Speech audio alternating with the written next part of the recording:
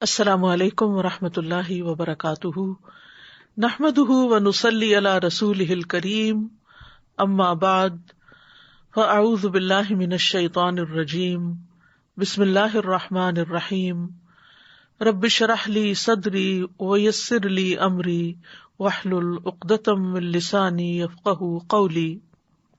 انسان خطا کا پتلا ہے، انسان سے انسانوں کے حق میں بھی کوتاہی ہو جاتی ہے، اور اللہ رب العزت کی بارگاہ میں بھی نافرمانی ہو جاتی ہے۔ دن رات گناہ ہوتے ہیں، لیکن گناہوں کے بعد ان پر شرمندہ ہونا، توبہ کرنا، یہ بندہ مومن کی شان ہوتی ہے۔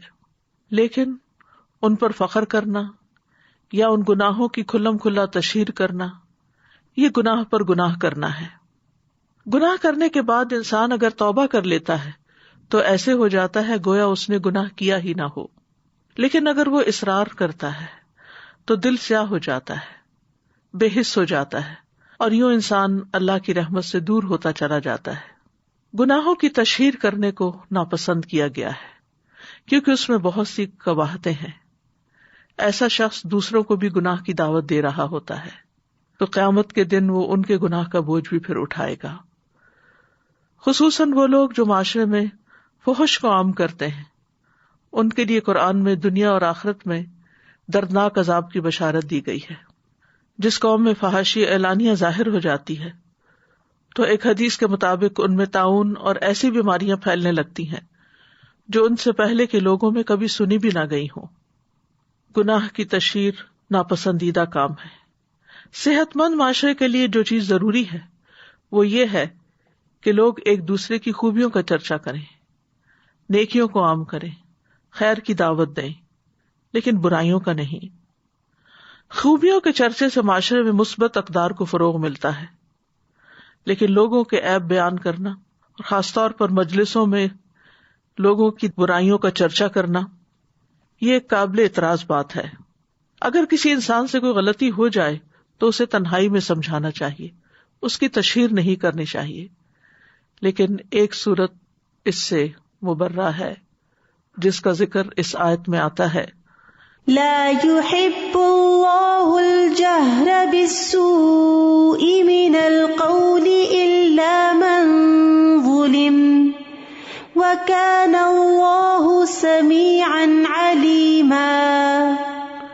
لا يحب اللہ الجہر بالسوء من القول الا من ظلم وکان اللہ سمیعا علیما۔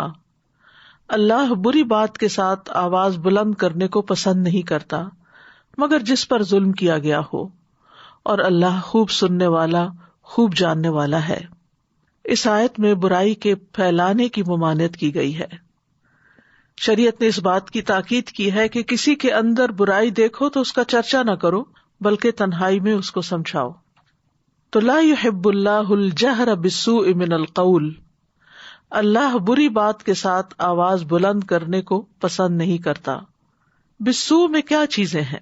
اس میں وہ تمام برے اقوال شامل ہیں جو تکلیف دہ اور غم پہنچانے والے ہیں، مثلاً ایک دوسرے کے ساتھ بدتمیزی سے پیش آنا، گالی گلوچ کرنا، تہمت لگانا، بد اخلاقی کا معاملہ کرنا۔ تو ایسے تمام اقوال سے منع کیا گیا ہے جنہیں اللہ تعالیٰ ناپسند کرتا ہے۔ اس کے برعکس اللہ تعالیٰ اچھی بات کو پسند کرتا ہے، مثلاً ذکر الہی، نرم پاکیزہ کلام، دوسروں کے ساتھ اچھے طریقے سے پیش آنا۔ تو فرمائے کہ لا يحب اللہ الجہر بالسوء من القول الا من ظلم، ہاں جس پہ ظلم کیا گیا ہو وہ اپنے ظلم کی داستان اپنا حق لینے کے لیے دوسرے کو سنا سکتا ہے، یعنی مظلوم کو ظلم کے اظہار کی رخصت ہے، یعنی وہ اپنے اوپر کیے جانے والے ظلم کا اظہار کر سکتا ہے۔ لہذا مظلوم کے لیے ظالم کے خلاف بد دعا کا اظہار کرنا جائز ہے۔ اسی طرح اگر وہ کسی سے ذکر کر سکتا ہے تاکہ اس کی مدد کی جا سکے تو اس کی بھی اجازت ہے۔ اسی طرح یہ ہے کہ اگر ظلم کی صورت میں کسی نے اس کو برا بھلا کہا ہے تو اس کو ویسا ہی جواب بھی دے سکتا ہے۔ اللہ سبحانہ تعالیٰ نے مظلوم کو بری بات کے اظہار کی رخصت اس لیے دی ہے تاکہ وہ اپنا غصہ ٹھنڈا کر لے اور تاکہ وہ تلوار کی طرف یا ہاتھ سے دبوچنے کی طرف چھلانگ نہ لگائے، یعنی بات کا جواب بات سے دے، نہ کہ تلوار سے یا کسی آلے سے. یہ ابن عاشور نے کہا ہے. حسن بصری کہتے ہیں مظلوم ظالم کو بد دعا نہ دے بلکہ کہے اے اللہ اس کے خلاف میری مدد کر، اے اللہ اس سے میرا حق نکلوا دے. تو بہرحال اپنا حق لینے کے لیے تو انسان اپنے اوپر ہونے والے ظلم کا ذکر کر سکتا ہے، لیکن اس کے باوجود معاف کر دینا اور ظلم و زیادتی میں مقابلہ نہ کرنا زیادہ بہتر ہے. برائی کو بیان کرنے کی کچھ اور استثنائی صورتیں بھی ہیں.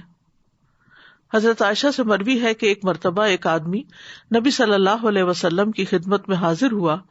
جب وہ اندر آیا تو نبی صلی اللہ علیہ وسلم نے اسے اپنے قریب کیا اور اپنے پاس بٹھایا. جب وہ چلا گیا تو عائشہ رضی اللہ عنہا نے عرض کیا اے اللہ کے رسول، کیا آپ نے اس شخص کے متعلق اس طرح نہیں فرمایا تھا؟ یعنی وہ ایک اچھا آدمی نہیں. آپ نے فرمایا کیوں نہیں، لیکن بات یہ ہے کہ یقیناً سب سے بدترین آدمی وہ ہوگا جسے لوگوں نے اس کے شر سے بچنے کے لیے چھوڑ دیا ہو، یعنی لوگ اس سے ملنا نہ چاہتے ہوں، لوگ اس سے تعلق نہ رکھنا چاہتے ہوں. تو اس لیے ہمیں دوسروں کے ساتھ ایسا معاملہ نہیں کرنا چاہیے کہ لوگ ہم سے بھاگنا شروع کر دیں. اور آیت کے اختتام میں آتا ہے کہ اللہ سبحانہ تعالیٰ سننے والا جاننے والا ہے، یعنی اللہ تعالیٰ کی دو صفات کا ذکر یہاں پر کیا گیا ہے. یعنی اس آیت کے اندر چونکہ اچھے اور برے اور مباح کلام کے احکام دیے گئے ہیں، تو اس لیے اللہ تعالیٰ نے آگاہ فرما دیا کہ وہ سننے والا ہے، تمہارے اقوال سنتا ہے، اس لیے ایسی بات کرنے سے بچو جو تمہارے رب کی ناراضگی کا باعث بنے اور وہ تمہیں اس پر سزا دے. تو اس سے اس آیت میں اچھی بات کہنے کی بھی ترغیب ملتی ہے کہ اللہ تعالیٰ سن رہا ہے. لہٰذا ہم کیا چاہیں گے کہ اللہ تعالیٰ اگر سن رہا ہے تو ہم کیسی بات کریں؟ وہ بات کریں جو اللہ کو پسند آ جائے، اور ان باتوں کو چھوڑ دیں کہ جو اللہ تعالیٰ سننا نہیں چاہتا، جو اللہ تعالیٰ کو پسند نہیں. اور علیمہ یعنی وہ تمہاری نیتوں کو جانتا ہے، تمہارے ارادوں کو جانتا ہے، تمہاری باتوں کو جانتا ہے، تمہارے اوپر ہونے والے ظلم کو جانتا ہے، اور اس ظلم کے جواب میں جو کچھ تم نے کیا اس کو بھی جانتا ہے. تو بہرحال اس آیت سے یہ بات واضح ہوتی ہے کہ مظلوم کو بدلہ لینے کی اجازت ہے. ہمارے دین میں ظلم کرنا منع کیا گیا. قیامت کے دن انسان کے لیے اس کا دنیا میں کیا ہوا ظلم جو ہے وہ اندھیرے کی شکل میں ہوگا، لہذا کسی پر بھی ظلم نہیں کرنا چاہیے. لیکن اگر کسی پر ظلم ہو تو اس کو اس کا بدلہ لینے کی بھی اجازت دی گئی. سورۃ الشورى میں اللہ تعالیٰ فرماتے ہیں وَالَّذِينَ إِذَا أَصَابَهُمُ الْبَغْيُ هُمْ يَنْتَصِرُونَ، اور جب ان پر زیادتی ہوتی ہے تو وہ بدلہ لے لیتے ہیں. وَجَزَاءُ سَيِّئَةٍ سَيِّئَةٌ مِثْلُهَا، لیکن اس کا یہ اصول بتا دیا گیا کہ برائی کا بدلہ ویسی ہی برائی ہے. فَمَنْ عَفَا وَأَصْلَحَ فَأَجْرُهُ عَلَى اللَّهِ إِنَّهُ لَا يُحِبُّ الظَّالِمِينَ، پھر جو کوئی معاف کر دے اور صلح کر لے تو اس کا اجر اللہ کے ذمہ ہے، اور وہ ظالموں کو قطعاً پسند نہیں کرتا.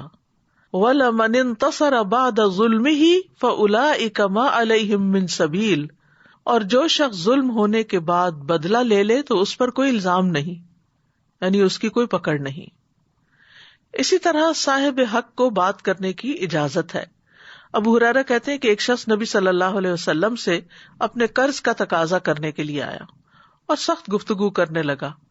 صحابہ غصے سے اس کی طرف بڑھے، لیکن رسول اللہ صلی اللہ علیہ وسلم نے فرمایا اسے چھوڑ دو، کیونکہ یہ صاحب حق ہے اور یہ کہنے کا حق رکھتا ہے. یعنی جس کا حق ہو وہ اپنا حق لینے کے لیے اگر غصے میں بھی بات کر لیتا ہے تو اس کو اجازت ہے. پھر آپ نے فرمایا کہ اس کے قرض والے جانور کی عمر کا ایک جانور اسے دے دو. صحابہ نے عرض کیا یا رسول اللہ، اس سے زیادہ عمر کا جانور تو موجود ہے لیکن اس عمر کا نہیں. آپ نے فرمایا اسے وہی دے دو، کیونکہ سب سے اچھا آدمی وہ ہے جو دوسروں کا حق پوری طرح ادا کرے، یعنی حق سے کم نہ لوٹائے، حق سے زیادہ دے تو وہ زیادہ بہتر ہے. اسی طرح اپنے اوپر ہونے والے ظلم کے اظہار کی اجازت ہے. تو اس بارے میں ابو ہریرہ روایت کرتے ہیں کہ ایک شخص نے کہا اللہ کے رسول، میرا ایک ہمسایہ ہے جو مجھے اذیت دیتا ہے. آپ نے فرمایا جاؤ اپنا سامان نکال کر راستے پر رکھ دو. پس وہ گیا اور اس نے اپنا سامان باہر نکال دیا، یعنی گھر سے باہر نکال کے رکھ دیا. لوگ وہاں جمع ہو گئے اور پوچھنے لگے تمہارا کیا معاملہ ہے, یہ تم کیا کر رہے ہو؟ اس نے کہا میرا ایک ہمسایہ ہے جو مجھے اذیت دیتا ہے.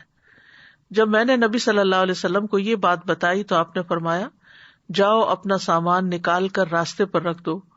لوگ کہنے لگے اے اللہ اس ہمسائے پر لعنت بھیج, اے اللہ اسے رسوا کر. یہ بات ہمسائے تک پہنچی تو وہ اس کے پاس آیا اور کہا اپنے گھر واپس چلے جاؤ, اللہ کی قسم اب میں تمہیں کبھی اذیت نہیں دوں گا. یعنی کچھ لوگ ایسے ہوتے ہیں کہ جو پیار سے نہیں مانتے, آرام سے بات نہیں سمجھتے, تو پھر ان کے ساتھ سختی کرنے کی بھی اجازت ہے. لیکن یہ یاد رہے کہ بدلہ لینے سے زیادہ بہتر چیز معاف کر دینا ہے. سورۃ النساء کی آیت 149 میں آتا ہے ان تبدوا خیرا او تخفوہ او تعفوا عن سوء فإن اللہ کان عفوا قدیرا. اگر تم کوئی نیکی ظاہر کرو یا اسے چھپاؤ یا کسی برائی سے درگزر کرو تو بے شک اللہ بہت معاف کرنے والا, بہت قدرت رکھنے والا ہے.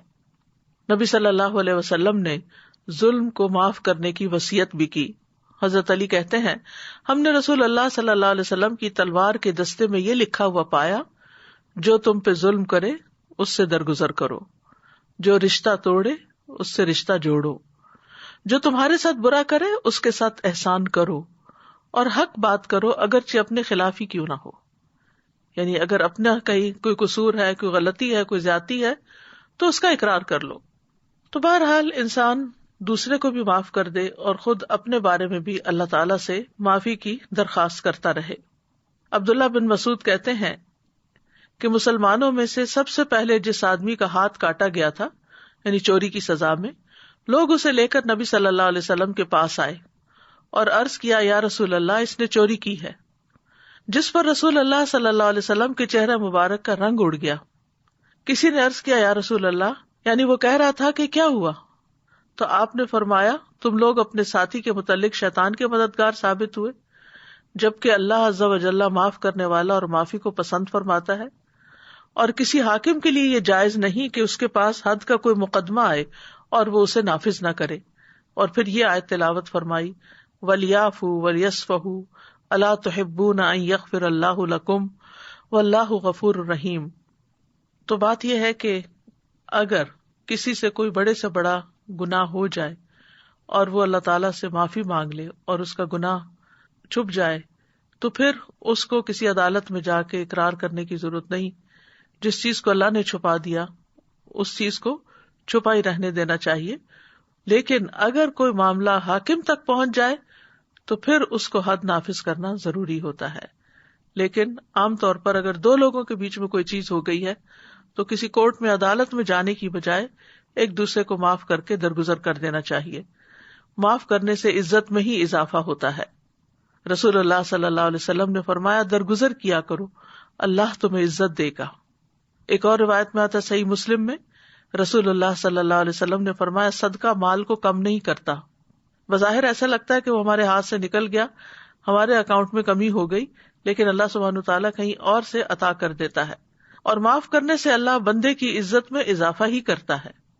اور جو اللہ کے لیے تواضع اختیار کرتا ہے اللہ اس کو بلندی عطا فرماتا ہے. اور پھر اس آیت میں ایک خاص بات یہ ہے کہ اس میں اللہ سبحانہ تعالیٰ کی صفت محبت کا اس بات ملتا ہے کہ اللہ تعالیٰ محبت بھی کرتا ہے. امام ابن تیمیہ کہتے ہیں کہ کتاب و سنت اور مسلمانوں کا اجماع ہے کہ اللہ اپنے مومن بندوں سے محبت کرتا ہے اور وہ اس سے محبت کرتے ہیں, جیسا کہ اللہ تعالیٰ کا فرمان ہے والذین آمنوا اشد حبا للہ, ایمان والے سب سے زیادہ اللہ ہی سے محبت کرتے ہیں. اللہ سبحانہ تعالیٰ کس سے محبت کرتا ہے؟ اللہ تعالیٰ محسنین سے محبت کرتا ہے, دوسروں پر احسان کرنے والوں سے. یعنی جو ہم سے اچھا نہ کرے ہم اس کے ساتھ اچھا کریں. ان اللہ یحب المحسنین, اللہ تعالیٰ متقین سے محبت کرتا ہے. فإن اللہ یحب المتقین, اور جس سے اللہ تعالیٰ محبت کرتا ہے اس کا اعلان کر دیتا ہے. حدیث میں آتا ہے جب اللہ تعالیٰ کسی بندے سے محبت کرتے ہیں تو جبریل علیہ السلام کو بلاتے ہیں اور ان سے کہتے ہیں بے شک میں اپنے اس بندے سے محبت کرتا ہوں, تم سب اس سے محبت کرو. تو جبریل علیہ السلام حاملین عرش میں اس کا چرچا کرتے ہیں تو آسمان والے حاملین عرش کی ملی جلی آوازوں کا شور سنتے ہیں تو ساتویں آسمان والے بھی اس سے محبت کرنے لگتے ہیں. پھر ہر ایک آسمان والے اس سے محبت کرتے ہیں، یہاں تک کہ اس کی مقبولیت آسمان دنیا تک آ جاتی ہے. پھر اس کا ذکر زمین پر اتر آتا ہے، پھر زمین والے بھی اس سے محبت کرنے لگتے ہیں. لہٰذا ہمیں وہ کام تو کرنے چاہیے کہ جن سے اللہ کی محبت حاصل ہوتی ہے، لیکن ان کاموں سے بچنا چاہیے کہ جو اللہ تعالیٰ کو پسند نہیں، کیونکہ اس سے اللہ تعالیٰ کی محبت نہیں ملتی. اور انہی میں سے ایک کام ہے لا يحب اللہ الجہر بالسوء، کہ برائی کو، گناہ کو ظاہر کرنا اللہ کو پسند نہیں، اونچی آواز میں اس کا چرچا کرنا اللہ کو پسند نہیں. اور سب سے بڑا گناہ یہ ہے کہ انسان اعلانیہ نافرمانی کرے، کھلم کھلا کرے، ڈھیٹ بن کے کرے، اوپنلی کرے. جب کوئی انسان علل اعلان گناہ کا ارتکاب کرتا ہے یا چھپ کر کرتا ہے اور اللہ تعالیٰ اس پہ پردہ ڈال دیتا ہے، لیکن وہ اللہ کے اس گناہ پہ پردہ ڈالنے کو کمتر سمجھتے ہوئے لوگوں کو بتانے لگتا، تو یہ چیز اللہ تعالیٰ کو سخت ناپسند ہے. اسی لیے اللہ تعالیٰ نے فرمایا لا يحب اللہ الجہر بالسوء من القول الا من ظلم، صرف مظلوم کو اجازت ہے ورنہ اجازت نہیں ہے. اور اس میں خاص طور پر جس چیز کو برا سمجھا گیا ہے وہ ہے گناہ کو ظاہر کرنا، کھلم کھلا کرنا، یعنی زبان سے کوئی گالی گلوچ مثلاً کرنا یا عملی طور پر کوئی گناہ کر کے پھر اس کا اشتہار دینا یا اس پر فخر کرنا. ابو ہریرہ کہتے ہیں کہ میں نے رسول اللہ صلی اللہ علیہ وسلم کو فرماتے ہوئے سنا کہ میری تمام امت کو معاف کر دیا جائے گا سوائے کھلم کھلا گناہ کرنے والوں کے. اور گناہوں کو کھلم کھلا کرنے میں یہ بھی شامل ہے کہ ایک شخص رات کو کوئی گناہ کا کام کرے اور اس کے باوجود کہ اللہ نے اس کے گناہ کو چھپا دیا، مگر صبح ہونے پر وہ کہنے لگے اے فلاں میں نے کل رات فلاں فلاں برا کام کیا تھا. رات گزر گئی تھی، اس کے رب نے اس کا گناہ چھپائے رکھا، لیکن جب صبح ہوئی تو وہ خود اللہ کے پردے کھولنے لگا. اسی طرح ماضی کی کوئی غلطیاں ہو چکی ہوں، پرانے گناہ یاد ہوں یا جن گناہوں پر انسان شرمندہ ہو، تو اس کا ذکر لوگوں سے نہیں کرنا چاہیے، کیونکہ بعض اوقات کوئی گناہ ہمارے دل پہ بوجھ بنتا ہے. وہ بوجھ کیوں بنتا ہے؟ تاکہ ہم توبہ کریں، تاکہ توبہ کر کے اللہ کو منا کے، اللہ کو راضی کر کے، ان گناہوں کو نیکیوں سے بدل کے ہم اس گناہ کے بوجھ سے آزاد ہوں. لیکن بجائے اس کے کہ ہم توبہ کریں یا ہم اس گناہ کو دھونے کے لیے کوئی صدقہ خیرات کریں یا کوئی نوافل پڑھے یا کوئی ذکر اذکار کرے یا استغفار کرے، ہم لوگوں کو اپنی کہانیاں بتانا شروع کر دیتے ہیں. میں نے فلاں موقع پہ چوری کی اور فلاں موقع پہ زنا کیا اور فلاں موقع پہ ایسا کیا اور ویسا کیا.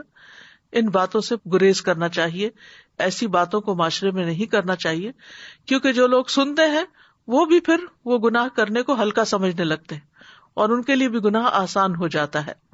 ابن حجر کہتے ہیں کہ مجاہر سے مراد وہ شخص ہے جو اپنی نافرمانی کو ظاہر کرے.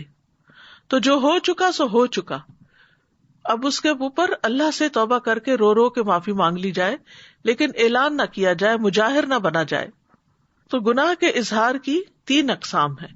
اس میں ایک تو کھلم کھلا گناہ کرنا، اور دوسرا جس کو اللہ نے چھپایا اس کو ظاہر کرنا، یعنی گویا ایک شخص فخر کا اظہار کرتے ہوئے یا اللہ کے پردہ ڈالنے کو حقیر سمجھتے ہوئے لوگوں کو اپنا گناہ بتاتا ہے. تو ایسے لوگ اللہ تعالیٰ کی درگزر اور معافی سے فائدہ نہیں اٹھاتے.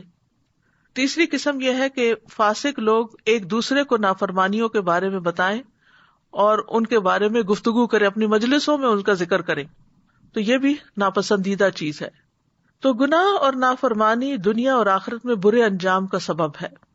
نافرمانیوں کے بہت سے نقصان ہیں، بہت سے گناہ ایسے ہیں جس سے انسان کے رزق میں کمی ہو جاتی ہے، جس سے انسان بلاؤں اور آفتوں کا شکار ہو جاتا ہے، اور گناہوں کی وجہ سے ہی آخرت میں بھی انسان کا انجام برا ہوتا ہے.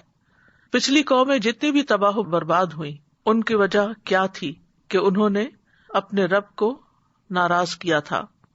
تو اس میں ہم دیکھتے ہیں کہ وہ کیا چیز تھی جس نے آدم علیہ السلام کو جنت سے نیچے اتروا دیا، وہ کیا چیز تھی جس نے قوم نوح کو ڈبو دیا، وہ کیا تھا جس نے قوم عاد کو ایک تیز و تند سرکش آندھی سے ہلاک کر دیا، وہ کیا چیز تھی جس نے قوم سمود کو کڑک کے عذاب سے ہلاک کر دیا، کس چیز نے قوم لوط کی بستیوں کو الٹا دیا اور اس کے بعد ان پر آسمان سے پتھر برسائے گئے. یاد رکھیے قوم لوط پر 1 نہیں 5 عذاب آئے تھے.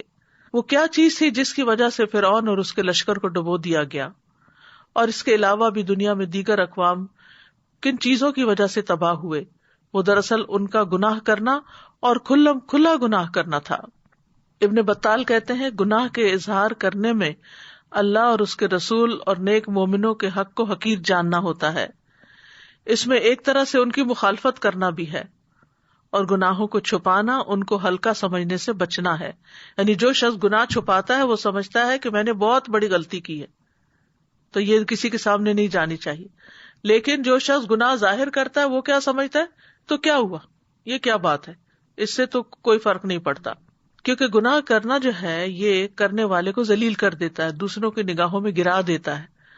تو آپ دیکھیے کہ کوئی شخص اس بات سے بھی نہ ڈرے کہ میں نے غلط کیا اور مجھے لوگ کیا کہیں گے، اور وہ الٹا اس پر فخر کر کے اس کو نشر کر رہا ہے۔ پھر اسی طرح یہ ہے کہ اگر وہ ایسے گناہ ہوں جن پر حد قائم ہوتی ہے تو پھر وہ حد لگنے کا موجب بن جاتے ہیں۔ اگر چوری ہو جائے اور اللہ نے چھپا دیا معاملہ تو اللہ سے معافی مانگے، جو بھی طریقہ ہو کہ گناہ معاف ہو جائے، لیکن اگر وہ آ کے ظاہر کر دیتا ہے، لوگوں کو بتا دیتا ہے، تو اگر کہیں پر حد جاری ہوتی ہے، اس کا ہاتھ کٹ جاتا ہے، تو یہ اس کی اپنی غلطی ہے ایک طرح سے کہ ایک گناہ کیا اور اس کے بعد پھر اس کو ظاہر بھی کیا۔ پھر اسی طرح یہ ہے کہ اگر ایسے گناہ ہو جن پہ حد نہیں لگتی تو تعزیر لگنے کا موجب ہو سکتے ہیں۔ پھر اسی طرح یہ ہے کہ انسان دوسروں کے لیے گناہ کے راستے ہموار کر دیتا ہے۔ ابو ہریرہ کہتے ہیں کہ رسول اللہ صلی اللہ علیہ وسلم نے فرمایا، جس شخص نے ہدایت کی دعوت دی اسے ہدایت کے پیروی کرنے والوں کے اجر کے برابر اجر ملے گا اور ان کے اجر میں کوئی کمی نہیں ہوگی، اور جس نے گمراہی کی دعوت دی، اور یہ کھلم کھلا گناہوں کو مزے لے لے کے بیان کرنا جو ہے یہ ایک طرح سے گمراہی کی دعوت دینا ہے کہ تم بھی کر لو، ہم نے کیا کچھ نہیں ہوا، تم بھی کر سکتے ہو، اس پر اس کی پیروی کرنے والوں کے برابر گناہ کا بوجھ ہوگا اور ان کے گناہوں میں کوئی کمی نہیں ہوگی۔ پھر اسی طرح شریعت نے ہمارے لیے ہر معاملے میں زندگی کے کچھ حدود رکھی ہیں جن کی پاسداری ضروری ہے، ان میں حرام کاموں کا ارتکاب ہے، خواہ وہ کسی بھی نوعیت کے ہوں، تو ان چیزوں سے بھی بچنے کی ضرورت ہے۔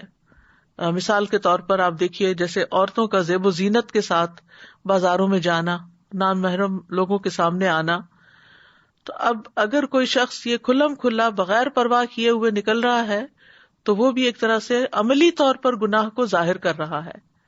اسی طرح کھلم کھلا شراب پینا، کہ اس ملک میں تو کوئی پابندی نہیں، کوئی روک ٹوک نہیں، لیکن یہ ہے کہ اگر تم مسلمان ہو اور تم ایسا کام کر رہے ہو سب کے سامنے، تو اس کا یہ مطلب نہیں کہ چھپ کے کرتا رہے، نہیں، چھپ کے کرنا بھی منع ہے، کیونکہ چھپ کے کرنا اس لحاظ سے اور برا ہے کہ اللہ سبحانہ و تعالیٰ دیکھتا ہے، لیکن یہاں مطلب یہ ہے کہ جب انسان کھلم کھلا بیچ بازار کے کوئی کام کر رہا ہوتا ہے تو جتنے بھی راہ گزر لوگ ہوتے ہیں وہ اس سے انسپائر ہوتے ہیں اور پھر وہ بھی ان گناہوں میں ملوث ہو جاتے ہیں۔ پھر اس آیت سے یہ بات بھی دیکھنے کی ہے کہ اللہ تعالیٰ کے ناپسندیدہ اقوال کون سے ہیں۔ اس میں سب سے پہلے غیبت آتی ہے۔ غیبت جو ہے یہ ایک کبیرہ گناہ ہے۔ قرآن مجید میں آتا ہے وَلَا يَغْتَبْ بَعْضُكُمْ بَعْضًا أَيُحِبُّ أَحَدُكُمْ أَن يَأْكُلَ لَحْمَ أَخِيهِ مَيْتًا فَكَرِهْتُمُوهُ وَاتَّقُوا اللَّهَ إِنَّ اللَّهَ تَوَّابٌ رَحِيمٌ۔ اور تم میں سے کوئی کسی دوسرے کی غیبت نہ کیا کرے۔ کیا تم میں سے کوئی پسند کرتا ہے کہ اپنے بھائی کا گوشت کھائے جبکہ وہ مردہ ہو؟ تم اسے ناپسند کرتے ہو، اور اللہ سے ڈرو، یقیناً اللہ بہت توبہ قبول کرنے والا، نہایت رحم والا ہے۔ نبی صلی اللہ علیہ وسلم نے بھی فرمایا تھا، اے ان لوگوں کی جماعت جو صرف زبان سے ایمان لائے ہو، ان کے دلوں میں ایمان داخل نہیں ہوا، مسلمانوں کی غیبت مت کیا کرو، کیونکہ جس کے اندر ایمان ہوتا ہے وہ اپنی زبان برائی کے ساتھ نہیں کھول سکتا، اور نہ ان کی عزت و آبرو کے درپے ہوا کرو، یعنی ان کے بارے میں بری باتیں کر کے ان کی عزت کو دوسرے کی نگاہ میں پامال نہ کیا کرو، اس لیے کہ جو کسی کی عزت کے درپے ہوتا ہے اللہ اس کی عزت کے درپے ہو جاتا ہے، اور جس کی عزت کے درپے اللہ ہو جائے تو اس کو اس کے گھر میں ہی رسوا کر دیتا ہے۔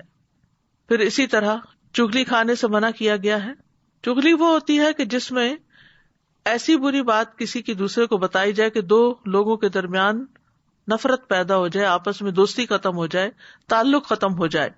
عبد الرحمن بن غنم نبی صلی اللہ علیہ وسلم سے روایت کرتے ہیں کہ اللہ کے بہترین بندے وہ ہوتے ہیں کہ انہیں دیکھ کر اللہ یاد آ جائے، اور اللہ کے بدترین بندے وہ ہوتے ہیں جو چغل خوری کرتے ہیں، دوستوں کے درمیان جدائی پیدا کر دیتے ہیں، باغی، بیزار اور سرکش ہوتے ہیں۔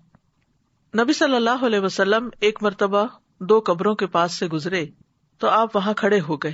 صحابہ کہتے ہیں کہ ہم بھی ساتھ کھڑے ہو گئے تو آپ کے چہرے کا رنگ بدلنے لگا، یہاں تک کہ آپ کے کرتے کی آستینیں کانپنے لگی، یعنی آپ کے جسم پر کپ کپی طاری ہو گئی. ہم نے عرض کیا یا رسول اللہ صلی اللہ علیہ وسلم کیا بات ہے؟ آپ نے فرمایا کیا تم وہ نہیں سن رہے جو میں سن رہا ہوں؟ ہم نے عرض کیا اللہ کے نبی وہ کیا بات ہے؟ یعنی ہم تو نہیں سن رہے. وہ عذاب قبر تھا، قبر کے اندر مردوں کی چیخ پکار تھی. آپ نے فرمایا یہ دونوں آدمی اپنی قبروں میں ہلکے سے گناہ میں سخت عذاب دیے جا رہے ہیں. ہم نے عرض کیا یہ کس گناہ کا عذاب ہے؟ فرمایا ان میں سے ایک تو پیشاب کی چھینٹوں سے پرہیز نہیں کرتا تھا، یعنی پیشاب کرتے ہوئے اپنی پاکی ناپاکی کا خیال نہیں کرتا تھا، اور دوسرا لوگوں کو اپنی زبان سے تکلیف پہنچاتا تھا اور ان میں چغل خوری کیا کرتا تھا، یعنی ایسی باتیں کرتا تھا کہ جس سے دوسروں کو تکلیف ہو اور آپس میں لڑائیاں فساد ہوں. اس میں آپ دیکھیے کہ خود گھریلو زندگی کے اندر قریب کے رشتوں میں ایسی چیزیں بہت پائی جاتی ہیں. بعض اوقات بہو ساس کے خلاف شوہر کے کان بھر رہی ہوتی ہے، بعض اوقات ساس بہو کے خلاف بیٹے کے کان بھر رہی ہوتی ہے. چھوٹی چھوٹی باتوں کو بہت بڑھا چڑھا کے پیش کیا جا رہا ہوتا ہے. اگر کسی کو منع کیا جائے تو وہ کہتے ہیں میں کون سا غلط بات کر رہی تھی، میں بھی تو وہی بات کر رہی تھی جو اس میں تھی. یہی تو غیبت ہے، یہی تو غیبت ہے. اگر وہ بات اس میں نہ ہو تو یہ بہتان بن جاتی ہے جو اس سے بھی بڑا گناہ ہے. اسی طرح کسی کی عیب جوئی نہیں کرنی چاہیے کہ چھوٹے چھوٹے نقص نکال کے اس کو بتا کے تم یہ کیوں کرتے ہو، تمہارے اندر یہ غلط بات ہے. ہاں اگر آپ ایک والدہ ہیں تو اپنے بچے کو سمجھانے کے لیے کر سکتی ہیں، اپنے کسی ساتھی کو آسان انداز میں بتا سکتی ہیں، لیکن دوسروں کو برا بھلا کہنا سامنے یا پیچھے یہ درست نہیں. رسول اللہ صلی اللہ علیہ وسلم نے فرمایا اگر کوئی شخص تمہیں برا بھلا کہے اور تمہیں تمہاری کسی بات پر جو وہ جانتا ہو آر دلائے تو تم اس کے عیب پر جو اس میں ہو اسے آر مت دلانا، بلا شبہ اس کا وبال اسی پر ہوگا. یعنی بعض اوقات ہمیں دوسروں کی خامی کا، کمی کا، کوتاہی کا پتہ ہوتا ہے اور ہم بات کرتے ہوئے اس کو وہ یاد کرا کے بات کرتے ہیں تاکہ وہ دوسرا جو ہے وہ ہمارے کنٹرول میں رہے. یہ بلیک میلنگ ہوتی ہے نا کہ اگر کسی کی کوئی غلطی آپ کو پتا ہے، یہ گناہ آپ کو پتا ہے، تو آپ اس کو بار بار یاد کراتے رہیں کہ چپ ہو جاؤ ورنہ میں فلاں تمہارا راز کھول دوں گی. پھر اسی طرح دوسروں کو تانا دینا یہ بھی ناپسندیدہ چیز ہے. قرآن مجید میں آتا ہے وَيْلٌ لِّكُلِّ هُمَزَةٍ لُمَزَةٍ، بڑی ہلاکت ہے ہر بہت تانا دینے والے، بہت عیب لگانے والے کے لیے. عبداللہ بن مسعود کہتے ہیں کہ رسول اللہ صلی اللہ علیہ وسلم نے فرمایا مومن لان تان کرنے والا فحش گو اور بےہودہ گو نہیں ہوتا. اسی طرح آپ نے ایک اور جگہ پر صحیح بخاری کی روایت فرمایا جس نے کسی مومن پر لعنت بھیجی تو یہ اس کو قتل کرنے کے برابر ہے، اور جو شخص کسی مومن پر کفر کا الزام لگائے تو یہ بھی اس کے قتل کرنے کے برابر ہے. یہ معمولی الزامات نہیں، معمولی تانے نہیں ہے. پھر اسی طرح کسی کی بے عزتی کر دینا، لوگوں کے سامنے دوسرے کو رسوا کر دینا، یہ بھی اللہ تعالیٰ کو پسند نہیں. نبی صلی اللہ علیہ وسلم نے فرمایا بے شک سب سے بڑا سود یہ ہے کہ انسان ناحق کسی مسلمان کی عزت سے کھیلے. ایک اور روایت میں آتا ہے کسی کی آبرو ریزی کرنا سب سے بڑا سود ہے. پھر اسی طرح زبان سے اذیت دینا دوسروں کو، یہ بھی اللہ تعالیٰ کو پسند نہیں. ابو ہریرہ کہتے ہیں کہ ایک آدمی نے عرض کیا یا رسول اللہ فلاں عورت کثرت سے نماز، روزہ اور صدقہ کرنے میں مشہور ہے لیکن وہ اپنی زبان سے اپنے پڑوسیوں کو ستاتی ہے. آپ نے فرمایا وہ جہنمی ہے.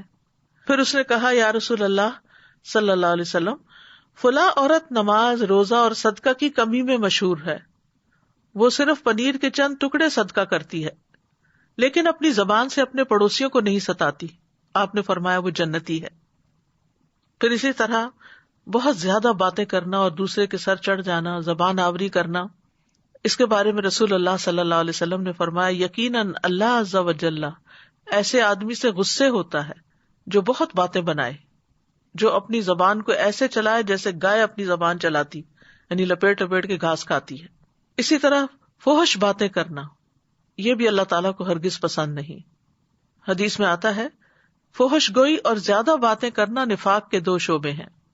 پھر اسی طرح گالی گلوچ کرنا. رسول اللہ صلی اللہ علیہ وسلم نے فرمایا بے شک اللہ نے میری طرف وحی نازل فرمائی ہے کہ تواضع اختیار کرو، کوئی کسی کے خلاف سرکشی نہ کرے اور نہ کوئی کسی پر فخر کرے. تو میں نے عرض کیا اے اللہ کے رسول، اگر کوئی مجھے ایسے مجمع میں گالی دے جو لوگ حیثیت میں مجھ سے کم ہوں، اس پر میں اسے جواب دوں تو کیا پھر بھی مجھے گناہ ہوگا؟ آپ نے فرمایا، دو گالی گلوچ کرنے والے دو شیطان ہوتے ہیں، ایک دوسرے کی آبرو ریزی کرتے ہیں، یعنی اس کی عزت پامال کرتے ہیں اور جھوٹ بولتے ہیں. پھر اسی طرح لڑائی جھگڑا کرنا، یہ بھی اللہ تعالیٰ کو سخت ناپسند ہے. بے شک اللہ کے ہاں سب سے ناپسندیدہ آدمی وہ ہے جو سخت جھگڑالو ہو. پھر کیل و کال، بحث مباحثہ کرنا. نبی صلی اللہ علیہ وسلم نے فرمایا، اللہ تمہارے لیے 3 باتیں پسند نہیں کرتا: بلا وجہ کی گپ شپ، مال کو ضائع کرنا، اور کثرت سوال، یعنی بحث مباحثے کے لیے. پھر اسی طرح لایانی گفتگو کرنا، یہ بھی اللہ کو پسند نہیں. اور اچھا اسلام کون سا ہے؟ جس میں انسان لایانی باتوں سے پرہیز کرے جن کا کوئی مطلب مقصد ہی نہیں. رسول اللہ صلی اللہ علیہ وسلم نے فرمایا، انسان کے اسلام کی خوبی یہ ہے کہ وہ بے فائدہ چیزوں کو چھوڑ دے. پھر گناہوں کو کھلم کھلا بیان کرنا جو ہے یہ بھی سخت ناپسندیدہ ہے. آپ صلی اللہ علیہ وسلم نے فرمایا، میری تمام امت کو معاف کر دیا جائے گا سوائے گناہوں کو کھلم کھلا کرنے والوں کے. اور گناہ کو کھلم کھلا کرنے میں یہ بھی شامل ہے کہ ایک شخص رات کو کوئی گناہ کا کام کرے، اس کے باوجود کہ اللہ نے اس کا گناہ چھپا دیا ہو، مگر صبح ہونے پہ کہنے لگے کہ اے فلاں، میں نے کل رات فلاں فلاں برا کام کیا تھا. رات گزر گئی تھی اور اس کے رب نے اس کا گناہ چھپا دیا تھا، لیکن جب صبح ہوئی تو وہ خود اللہ کے پردے کو کھولنے لگا. پھر اسی طرح یہ ہے کہ کسی کے اوپر فتوی جاری کرنا کہ اللہ تمہیں نہیں بخشے گا. 2 لوگ تھے بنی اسرائیل میں، ایک دوسرے کے بھائی بنے ہوئے تھے. ان میں سے ایک بہت گناہگار تھا اور دوسرا عبادت میں خوب کوشش کرتا تھا. عبادت گزار آدمی ہمیشہ دوسرے بھائی کو گناہ کرتے ہوئے دیکھتا اور اس سے کہتا کہ رک جاؤ. ایک روز اس نے کوئی گناہ کرتے ہوئے اس کو دیکھا تو اس سے کہا کہ اس گناہ سے رک جاؤ. گناہگار نے کہا، مجھے میرے رب کے ساتھ چھوڑ دو، کیا تم مجھ پہ نگران بنائے گئے ہو؟ اس نے کہا کہ اللہ کی قسم، اللہ تمہاری مغفرت نہیں کرے گا. یا یہ کہا کہ اللہ تمہیں جنت میں داخل نہیں کرے گا. چنانچہ دونوں کو مار دیا گیا، روحیں قبض کر لی گئی. دونوں رب العالمین کے ہاں جمع ہوئے تو اللہ نے اس عبادت میں کوشش کرنے والے سے فرمایا، کیا تو مجھے جانتا تھا؟ جو میرے ہاتھ میں ہے تجھے اس پر قدرت حاصل تھی. اور پھر گناہگار سے فرمایا، جاؤ میری رحمت سے جنت میں داخل ہو جاؤ. اور دوسرے کے متعلق فرمایا کہ جاؤ آگ میں داخل ہو جاؤ. یعنی اتنے سالوں کی عبادت جو تھی وہ اس کے کام نہ آئی. اس کے برعکس وہ شخص جو اللہ سے ڈرتا تھا، معلوم نہیں اس کی کیا مجبوری تھی، تو اللہ نے اپنی رحمت سے اس کو معاف کر دیا. ابو ہریرہ کہتے ہیں، اس ذات کی قسم جس کے ہاتھ میں میری جان ہے، اس نے ایسی بات کہہ دی جس نے اس کی دنیا اور اس کی آخرت دونوں ہی تباہ کر دی. دنیا سے بھی مر گیا اور آخرت میں بھی، صرف یہ کہنے پہ کہ اللہ تمہیں کبھی معاف نہیں کرے گا. اسی طرح یہ بھی نہیں کہنا چاہیے کہ میں تمہیں کبھی معاف نہیں کروں گی. کیا آپ نہیں چاہتے کہ اللہ تعالیٰ آپ کو معاف کر دے؟ تو دوسروں کے گناہ بھی معاف کر دینے چاہیے. پھر کچھ باتیں جو ہیں وہ اللہ تعالیٰ کو پسند ہیں جو کرنی چاہیے، ان میں نیک عمل کرنا اور اس کی طرف دعوت دینا.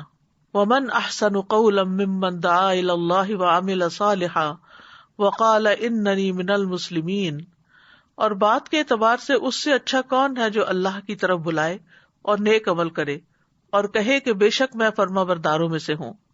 اسی طرح نصیحت کی بات کرنا، اچھی گفتگو کرنا. سورۃ بنی اسرائیل میں آتا ہے، وَقُلْ لِعِبَادِي يَقُولُوا الَّتِي هِيَ أَحْسَنُ إِنَّ الشَّيْطَانَ يَنزَغُ بَيْنَهُمْ إِنَّ الشَّيْطَانَ كَانَ لِلْإِنسَانِ عَدُوًّا مُبِينًا. اور میرے بندوں سے کہہ دو وہ بات کہیں جو سب سے اچھی ہو، وہ بات کہیں جو سب سے اچھی ہو، بے شک شیطان ان کے درمیان جھگڑا ڈلواتا ہے. بے شک شیطان انسان کا کھلا دشمن ہے. پھر اسی طرح ہمارے دین میں اچھی بات کو صدقہ کہا گیا. نبی صلی اللہ علیہ وسلم نے فرمایا، اچھی بات بھی صدقہ ہے. حکیم کہتے ہیں کہ جس میں 3 اوصاف پائے جائیں وہ نیکی کو پہنچ جاتا ہے. نمبر 1 سخاوت، نمبر 2 تکلیف پر صبر، اور نمبر 3 عمدہ کلام کرنا. وہ آتا نا کہ تم نیکی کو پا نہیں سکتے جب تک کہ تم یہ اور یہ کام نہ کرو. یہاں یہ بتا دیا گیا کہ یہ لوگ وہ تو نہیں کر سکتے لیکن اس طریقے سے اجر کما سکتے ہیں. پھر نرم گفتگو کرنا جو ہے جنت میں لے جانے والے کاموں میں سے ہے. نبی صلی اللہ علیہ وسلم نے فرمایا جنت میں ایک منزل ایسی ہے جس کا اندر باہر سے اور باہر اندر سے نظر آتا ہے. ابو موسیٰ اشعری نے پوچھا اللہ کے رسول وہ کس کو ملے گی؟ فرمایا جو گفتگو میں نرمی کرے، کھانا کھلائے، اور رات کو جب لوگ سو رہے ہوں تو اللہ کے لیے قیام کرے. پھر اسی طرح نبی صلی اللہ علیہ وسلم کے بارے میں آتا ہے کہ وہ بد زبان اور فحش گو نہیں تھے. آپ فرمایا کرتے تھے تم میں سب سے بہتر شخص وہ ہے جس کے اخلاق سب سے اچھے ہوں، اور مومن تو ہوتا ہی وہ ہے جس کے ہاتھ اور زبان سے دوسرے سلامت رہیں. عبداللہ بن مسعود کہتے ہیں میں نے رسول اللہ صلی اللہ علیہ وسلم سے پوچھا اے اللہ کے رسول اعمال میں سب سے افضل عمل کون سا ہے؟ آپ نے فرمایا نماز کو اس کے وقت پر پڑھنا. پھر کہا پھر کون سا اے اللہ کے رسول؟ فرمایا یہ کہ لوگ تمہاری زبان سے محفوظ رہیں، یعنی تمہاری زبان سے کسی کو تکلیف نہ پہنچے. پھر اسی طرح آپ نے فرمایا میں ذمہ دار ہوں جنت میں ایک جانب محل کا اس شخص کے لیے جو حق پہ رہتے ہوئے جھگڑا چھوڑ دے، یعنی حق اس کا ہے لیکن وہ ختم کر دے، بھلا دے اس کو. اور جنت کے درمیان میں ایک محل اس کا ہے جو مزاح میں بھی جھوٹ چھوڑ دے. اور جنت کی اعلیٰ منازل میں ایک محل ہے اس شخص کے لیے جو اپنے اخلاق کو عمدہ بنا لے. پھر اسی طرح دوسروں کی پردہ پوشی کرنا جو ہے اللہ تعالیٰ کو پسند ہے. جو شخص کسی مسلمان کے عیب کو چھپائے گا اللہ تعالیٰ قیامت کے دن اس کے عیب کو چھپا دے گا. پھر لغو سے اجتناب کرنا، یعنی بیہودہ بیکار باتیں جو حق سے دور کرنے والی ہیں ان سے منہ موڑ لینا. اور پھر حقیقت یہ ہے کہ انسان کو اللہ سبحانہ تعالیٰ سے دعا بھی کرنی چاہیے، کیونکہ بہت سی ارادے انسان باندھتا ہے، نیت کرتا ہے. جب اس طرح کی کوئی کلاس اٹینڈ کرتا ہے بہت سی احادیث سننے کو مل جاتی ہیں تو انسان واپس جا کر ریلیکس ہو جاتا ہے اور وقتی طور پر ہی عمل کرتا ہے، لیکن بعد میں پھر ان کو بھول جاتا ہے. تو اس کے لیے دعا بہت فائدہ مند ہے. ان میں سے اللہ کے پسندیدہ کاموں کی توفیق کی دعا مانگنا. رب اوزعنی ان اشکر نعمتک التی انعمت علی وعلی والدی وان اعمل صالحا ترضاہ وادخلنی برحمتک فی عبادک الصالحین.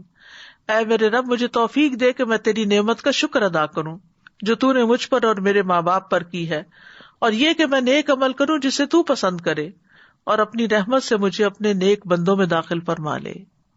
پھر زبان کی درستگی کی دعا کرتے رہنا چاہیے. اللہم اہد قلبی وسدد لسانی واسلل سخیمۃ قلبی. اے اللہ میرے دل کو رہنمائی عطا فرما، میری زبان کو درستگی عطا فرما، اور میرے دل کے کینے کو دور کر دے. پھر دوسروں پر ظلم کرنے سے پناہ مانگنی چاہیے. اللہم انی اعوذ بک من الفقر والقلۃ والذلۃ واعوذ بک من ان اظلم او اظلم.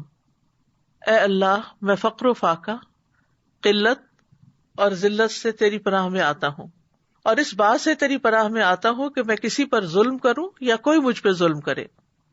پھر اسی طرح اگر غصے میں آ جائے انسان اور کسی پر زیادتی کر بیٹھے خود، تو اس صورت میں اس کو دعا کرنی چاہیے کہ اے اللہ جس مومن کو میں تکلیف دوں یا اس کو برا کہوں یا اسے سزا دوں تو اسے اس کے لیے کفارہ اور باعث قرب بنا دے کہ وہ قیامت کے دن تیرے سے قریب ہو. پھر اسی طرح غصے کی حالت میں حق بات کہنے کی توفیق مانگنی چاہیے. وَأَسْأَلُكَ كَلِمَةَ الْحَقِّ فِي الرِّضَا وَالْغَضَبِ. اے اللہ خوشی اور غصے کی حالت میں حق بات کہنے کی توفیق عطا فرما.